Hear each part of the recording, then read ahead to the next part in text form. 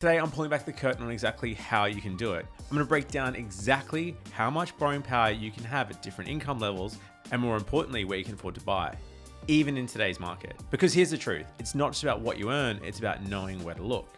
And I'm here to help you find it. In 2025, banks are taking a much more cautious approach when determining how much you can borrow. Rather than basing their decisions solely on your current mortgage rates, lenders stress test your ability to repay the loan by applying a 3% interest rate increase.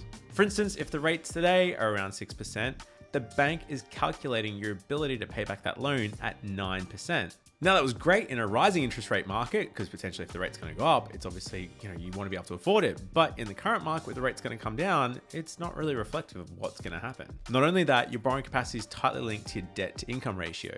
This is something that happens in the background, but lenders will typically assess or give you a loan up to 5 to 6 times your income. So really roughly, if you're earning $100,000, you can expect to borrow around $500,000 to $600,000 within the bank's DTI benchmarks. But if you're too heavily indebted, if you've got personal loans, credit cards, then it can reduce your maximum debt to income and how much you can borrow. And that's the other crazy thing. Ongoing debt that you have, whether it's student loans like HEX or help debt, credit cards, they all cut into your borrowing capacity. With HEX in particular, once your income passes that repayment threshold of around $48,000, a percentage is automatically deducted from your servicing to go towards your HEX debt. Now the bank's regular has flagged some changes here, but it's not yet happening. So I'm basing this as at the bank's assessment today.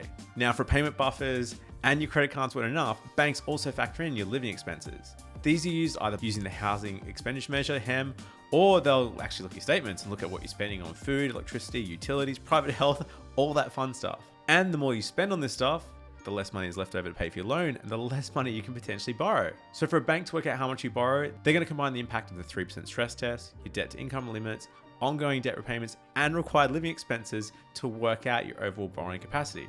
So as you can see, there's a lot more to it than just looking at salary, and understanding these factors can help you better prepare for a loan this year.